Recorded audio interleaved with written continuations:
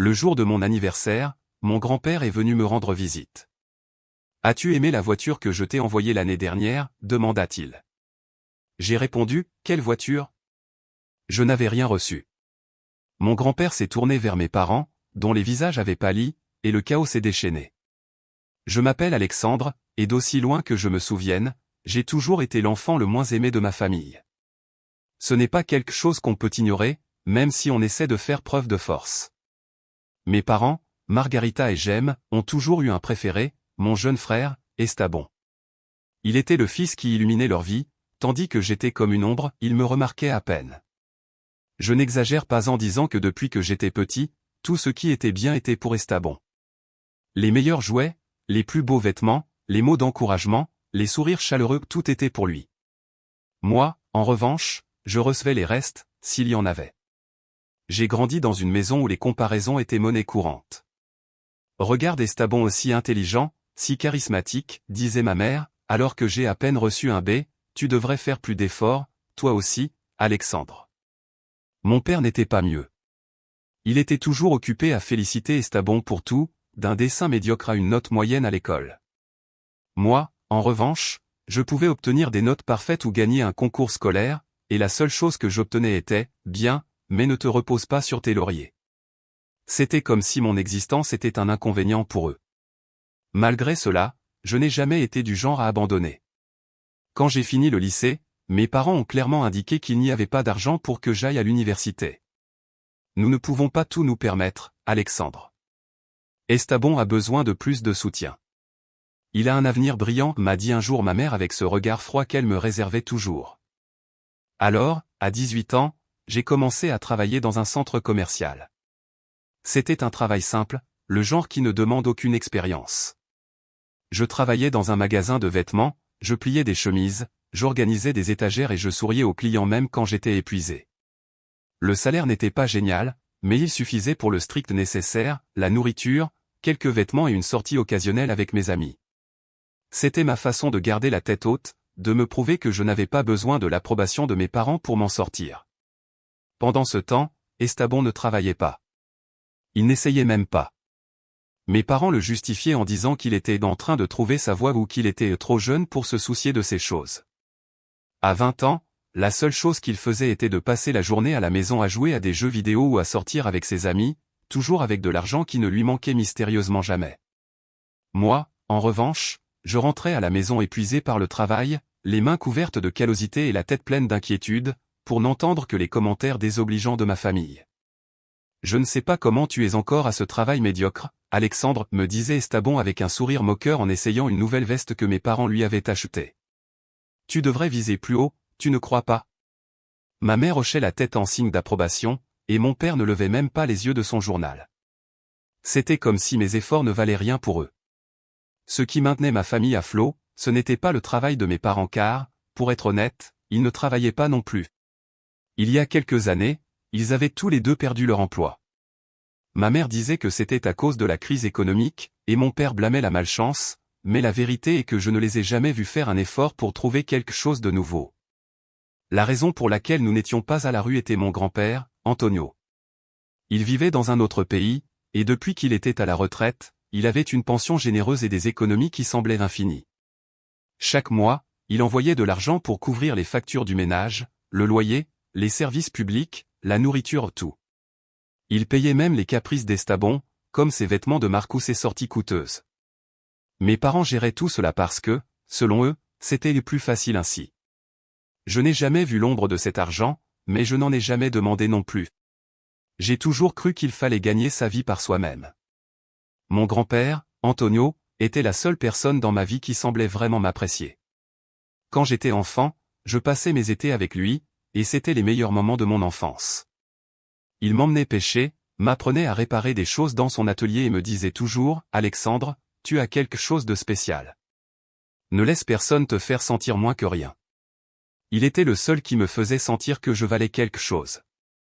Mais il y a 3 ans, il a déménagé dans un autre pays, et je ne l'avais pas revu depuis. Nous nous parlions au téléphone de temps en temps, mais la distance limitait notre relation à ses courts appels. Pourtant, je savais que j'étais son petit-fils préféré, même s'il ne le disait jamais en ces termes. C'était quelque chose qu'on pouvait sentir dans sa voix, dans la façon dont il s'intéressait à moi. Le jour de mon 23e anniversaire n'a pas été très différent des précédents. Mes parents n'ont jamais été du genre à célébrer mes anniversaires avec enthousiasme. Quand j'étais petit, au plus, ils me donnaient un petit gâteau et chantaient « Joyeux anniversaire » avec la même émotion que l'on chante l'hymne national à l'école par obligation. Mais cette année-là, quelque chose était différent. Quand je suis rentré à la maison après une longue journée au centre commercial, j'ai trouvé un gâteau sur la table de la cuisine. Ce n'était rien de spécial, un de ces gâteaux bon marché du supermarché avec un glaçage bon marché qui s'effritait au toucher. Mes parents et Estabon étaient là, et ils ont chanté « Joyeux anniversaire » avec une réticence qui était presque risible. « Joyeux anniversaire, Alexandre » a dit ma mère, forçant un sourire. Mon père a à peine grogné quelque chose, et Estabon ne m'a même pas regardé. Il était occupé avec son téléphone. Il n'y avait pas de cadeau, pas de carte, rien, juste ce triste gâteau sur la table. J'ai trouvé étrange qu'ils aient même pris la peine de l'acheter, car ce n'était pas leur style. Puis ma mère a dit, c'est de la part de ton grand-père, Antonio. Il voulait que tu aies quelque chose pour ta journée. J'ai hoché la tête avec gratitude, bien que quelque chose à l'intérieur de moi sentait que quelque chose clochait. Pourquoi mes parents, qui ne se souciaient jamais de moi, auraient-ils organisé cela? Mais je ne m'y suis pas attardé. J'ai pensé que peut-être mon grand-père leur avait spécifiquement demandé de faire quelque chose pour moi. Ce soir-là, j'ai coupé le gâteau, et nous en avons tous eu une part. Personne n'a dit grand-chose, et la célébration a duré moins de 10 minutes. Puis tout le monde est retourné à ses occupations, Estabon dans sa chambre, mon père sur le canapé pour regarder la télévision, et ma mère pour vérifier son téléphone. Je suis allé dans ma chambre, me sentant plus seul que jamais, mais j'ai laissé tomber. C'était ma vie, et j'y étais habitué. Ce qui semblait étrange, c'est ce qui s'est passé ensuite. Dans les semaines qui ont suivi, j'ai remarqué que mes parents et Estabon commençaient à se comporter différemment. Soudain, ils avaient de l'argent. Ce n'était pas seulement qu'ils payaient les factures à temps, mais ils ont commencé à se livrer à des luxes. Ma mère a acheté de nouveaux vêtements de marque qu'elle disait être un gaspillage. Mon père s'est montré avec une montre coûteuse, et Estabon était plus insupportable que jamais, montrant une paire de baskets de marque et parlant d'un voyage qu'il prévoyait. Un jour, j'ai surpris ma mère au téléphone en train de parler de vacances que tous les trois allaient prendre.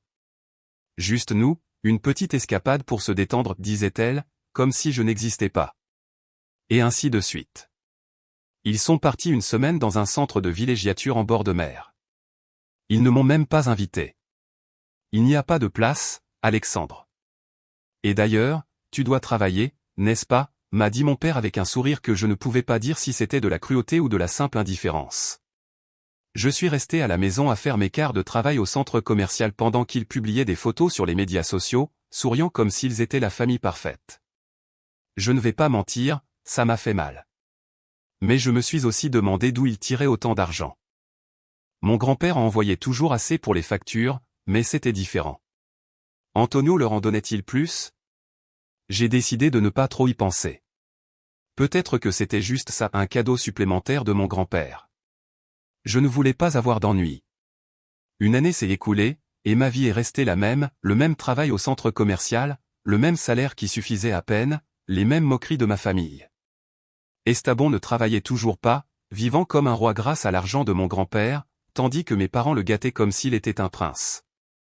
Moi, en revanche, je continue d'être la cible de leurs commentaires. Encore une année, et tu fais toujours la même chose, Alexandre, m'a dit un jour ma mère sur un ton qui dégoulinait de mépris. À ton âge, tu devrais avoir un meilleur travail. Estabon riait, et mon père hochait la tête comme s'il était d'accord. J'ai juste serré les dents et continué. Quand mon 24e anniversaire est arrivé, je ne m'attendais à rien de spécial. Je pensais que ce serait une autre journée de travail, un autre gâteau bon marché, s'il prenait même la peine, et les mêmes visages ennuyés de ma famille. Mais alors, quelque chose d'inattendu s'est produit. J'ai reçu un appel de mon grand-père, Antonio. Sa voix sonnait chaleureuse, comme toujours, mais aussi excitée. Alexandre, mon garçon, comment vas-tu? Je viens te rendre visite pour ton anniversaire aujourd'hui. Je veux t'emmener dîner au meilleur restaurant de la ville. Invite tes parents et Estabon. C'est une fête de famille. Je n'arrivais pas à y croire. Mon grand-père venait. Je ne l'avais pas vu depuis 3 ans, et l'idée de l'avoir ici m'a rempli d'une joie que je n'avais pas ressentie depuis longtemps. J'ai accepté immédiatement, et il m'a dit qu'il arriverait dans la soirée. J'étais tellement excité. Enfin, quelqu'un qui m'aimait vraiment serait là. Mon grand-père a tenu sa promesse. Il est apparu à la porte de la maison avec son sourire habituel et une étreinte qui m'a fait me sentir comme ce petit garçon qui passait des étés avec lui à nouveau. C'était un grand homme aux cheveux blancs et une énergie qui ne semblait pas appartenir à quelqu'un de son âge. Mes parents et Estabon l'ont salué avec des sourires forcés, comme s'ils étaient nerveux. J'ai remarqué que ma mère était plus silencieuse que d'habitude, et mon père n'arrêtait pas de regarder son téléphone.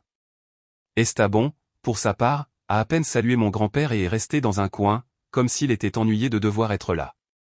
Nous sommes allés au restaurant qu'Antonio avait choisi, un de ces endroits élégants où les serveurs vous traitent comme des rois. La nourriture était incroyable, et pendant un moment, je me suis senti spécial. Mon grand-père n'arrêtait pas de me demander comment j'allais, comment se passait mon travail, quels étaient mes projets. C'était la première fois depuis longtemps que quelqu'un s'intéressait sincèrement à moi. Mes parents et Estabon, cependant, ne semblaient pas autant s'amuser. Ils parlaient peu, et quand ils le faisaient, c'était pour faire des commentaires sarcastiques sur moi. Encore une année au centre commercial, hein, Alexandre, a dit Estabon en riant. Comme c'est immature. Tu es toujours le même qu'avant, a ajouté ma mère. J'ai essayé de les ignorer. Je ne voulais pas que leurs mots gâchent le moment. Mais alors, après le dîner, pendant que nous prenions le dessert, mon grand-père m'a regardé avec un sourire et a dit quelque chose qui a tout changé. Alexandre, dis-moi, as-tu aimé le cadeau que je t'ai envoyé l'année dernière? J'étais confus. Le cadeau de l'année dernière? La seule chose que j'avais reçue était ce gâteau horrible, et mes parents avaient dit que c'était de sa part. Oh, oui. Merci pour le gâteau, papy. Mes parents m'ont dit que c'était de ta part, ai-je répondu, essayant de paraître reconnaissant. Mais le visage d'Antonio a changé. Il a froncé les sourcils, comme si quelque chose ne collait pas à un gâteau, a-t-il dit, confus. Je ne t'ai pas envoyé de gâteau, Alexandre. L'atmosphère à la table s'est immédiatement tendue. Mes parents, qui avaient été silencieux jusque-là, ont commencé à se tortiller mal à l'aise sur leur chaise. Ma mère a essayé de changer de sujet, en disant quelque chose sur le fait que la nourriture était délicieuse, mais mon grand-père ne l'a pas laissé faire. Un instant, Margarita. Quel gâteau? Il m'a regardé et a dit, Alexandre, n'as-tu pas aimé la voiture que je t'ai envoyée pour ton anniversaire l'année dernière? J'avais l'impression que le monde s'était arrêté. Une voiture? Quelle voiture? J'ai regardé mon grand-père, complètement perdu. Quelle voiture? Je n'ai reçu aucune voiture, papy. Juste le gâteau que mes parents ont dit que c'était de ta part. À ce moment-là, j'ai vu le visage de ma mère pâlir, et mon père laisser tomber sa fourchette sur son assiette. Estabon, qui avait toujours quelque chose à dire, était silencieux, regardant le sol. Antonio s'est tourné lentement vers mes parents, et son expression était un mélange de confusion et de fureur. Qu'est-ce qui se passe ici? A-t-il demandé d'une voix qui m'a donné des frissons dans le dos. Je vous ai donné une voiture pour Alexandre, une voiture de sport pour être son cadeau d'anniversaire. Où est cette voiture? Mes parents ont commencé à bafouiller. Ma mère a dit quelque chose à propos d'un possible malentendu, et mon père a essayé de blâmer la compagnie maritime, en disant, peut-être qu'elle n'est jamais arrivée. Mais mon grand-père n'était pas stupide. Il a claqué sa main sur la table, faisant trembler les verres. Vous me dites tout de suite ce qui est arrivé à cette voiture, où il y aura des conséquences, a-t-il crié. Le restaurant s'est tu. Les autres convives nous regardaient, mais je m'en fichais. J'étais en état de choc. Une voiture. Mon grand-père m'avait envoyé une voiture de sport, et je ne l'avais pas reçue.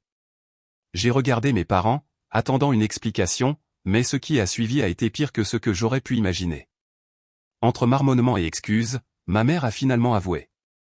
Nous l'avons vendu, a-t-elle dit presque dans un murmure. Nous avions besoin d'argent, Antonio. Les choses étaient difficiles. Mon père l'a interrompu, essayant de se justifier. C'était pour le bien de la famille. Nous ne pouvions pas nous permettre d'entretenir une voiture aussi chère, et Estabon avait besoin de choses. C'est à ce moment-là que j'ai perdu le contrôle. Estabon avait besoin de choses, ai-je crié, incapable de me contenir. Et moi? Je ne compte pas. Pourquoi est-ce toujours lui? Mon grand-père n'a rien dit pendant un moment, il les a juste regardés avec une fureur que je n'avais jamais vue chez lui. Puis il a parlé, et ses mots étaient comme des couteaux.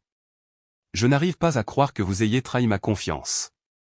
Je vous ai donné cette voiture pour Alexandre, mon petit-fils, celui qui a toujours travaillé dur, celui qui ne demande jamais rien, et vous l'avez vendue pour la dépenser en vêtements, en voyages, en choses pour Estabon. Désespérément, mes parents ont essayé de s'excuser, en disant qu'ils ne le feraient plus, que c'était une erreur. Estabon, pour la première fois, avait l'air effrayé. Mais mon grand-père ne voulait plus rien entendre. Pas une seule goutte de plus, a-t-il dit, se levant de la table. C'est fini. Payez cette facture vous-même. Puis il m'a regardé et a dit, Alexandre, allons-y. Nous avons quitté le restaurant, et mon grand-père m'a emmené dans sa voiture.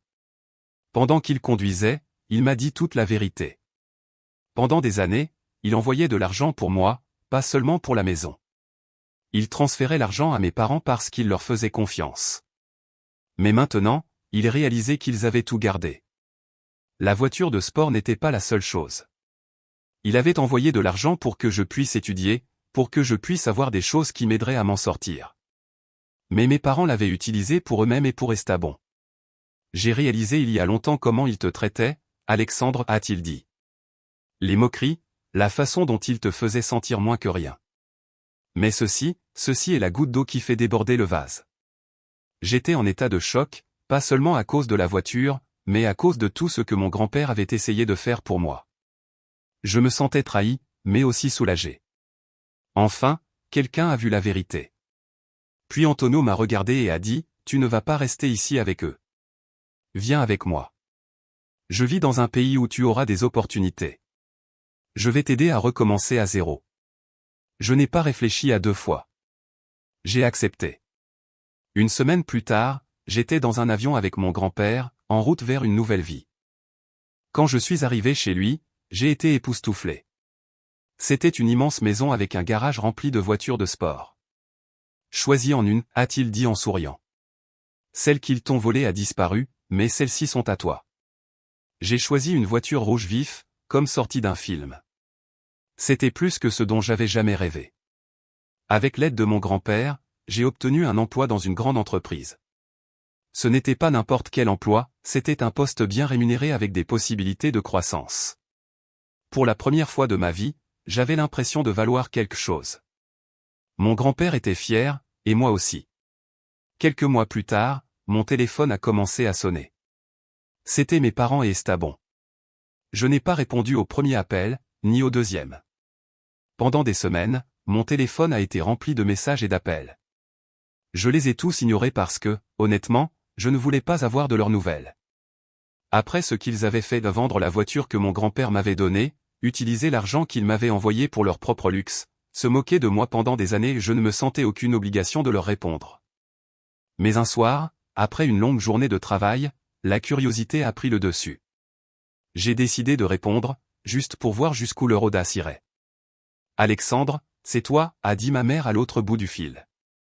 Sa voix était tremblante, presque méconnaissable.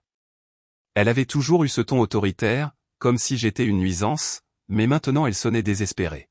« Nous devons te parler.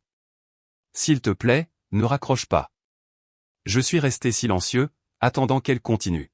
« Les choses sont difficiles. Ton grand-père nous a coupés complètement. Nous n'avons pas d'argent, Alexandre. Nous allons être expulsés la semaine prochaine si nous ne payons pas le loyer. Tu es notre famille. Tu dois nous aider. » Je n'ai pas pu m'en empêcher. J'ai laissé échapper un rire sec. Famille ? Les mots sonnaient ridicules sortant de sa bouche. Famille, ai-je dit, mon ton plus froid que je ne l'aurais cru. Alors maintenant, je suis de la famille. Où était cette famille quand vous vous moquiez de moi ? Quand vous avez vendu la voiture que mon grand-père m'avait envoyée pour la dépenser en vêtements de marque et en voyage pour Estabon ? Où était cette famille quand vous m'avez laissé seul pendant que vous partiez tous en vacances ? Ma mère a essayé de m'interrompre, mais je ne l'ai pas laissé faire. Non, Margarita, ne me fais pas ça maintenant. Pendant des années, vous m'avez traité comme si je n'existais pas.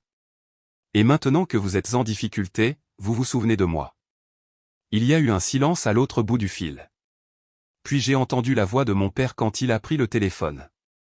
Alexandre, ne sois pas ingrat, a-t-il dit avec ce ton de supériorité qu'il utilisait toujours. Nous avons fait ce que nous pouvions pour toi. Tout ce que nous avons fait était pour le bien de la famille. Comment oses-tu nous jeter des choses à la figure après tout ce que nous t'avons donné? C'était trop. Donné? Qu'est-ce que vous m'avez donné, ai-je crié. Un gâteau bon marché qui n'était même pas de vous? Des moqueries chaque fois que je rentrais du travail fatigué. Ou peut-être le mépris constant pendant que vous donniez tout à Estabon? Ne me faites pas rire, j'aime. Puis j'ai entendu Estabon marmonner quelque chose en arrière-plan. Ma mère a repris le téléphone, son ton changeant pour un ton plus doux, presque suppliant. Alexandre, s'il te plaît. Nous sommes dans une situation désespérée. Estabon cherche un emploi, mais ce n'est pas facile. Nous n'avons rien, et ton grand-père ne répond pas à nos appels. Tu as un bon travail maintenant. Nous avons découvert que tu es dans une grande entreprise. Juste un peu d'aide, s'il te plaît. Nous sommes ta famille. Le mot famille à nouveau. Chaque fois qu'il le disait, je ressentais un mélange de rage et de dégoût. Tu sais quoi, ai-je dit, retenant l'envie de crier. Si vous avez besoin d'aide, demandez à Estabon. C'était le préféré, n'est-ce pas? Celui qui a toujours tout eu. Laissez-le vous sortir de là maintenant. J'ai raccroché sans attendre de réponse. Mon cœur battait la chamade, mais ce n'était pas seulement de la rage. C'était une sorte de soulagement, comme si j'avais enfin dit ce que je retenais depuis des années. Des semaines plus tard, mon grand-père m'a dit qu'ils avaient été expulsés. Ils vivaient dans un petit endroit, survivant à peine. Estabon, qui n'avait jamais travaillé un jour de sa vie, devait maintenant se débrouiller seul.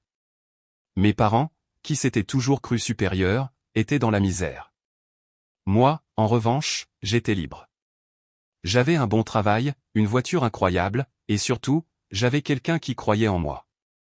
Mon grand-père, Antonio, m'a donné l'opportunité que mes parents n'ont jamais voulu me donner, et pour la première fois de ma vie, je me suis senti en paix.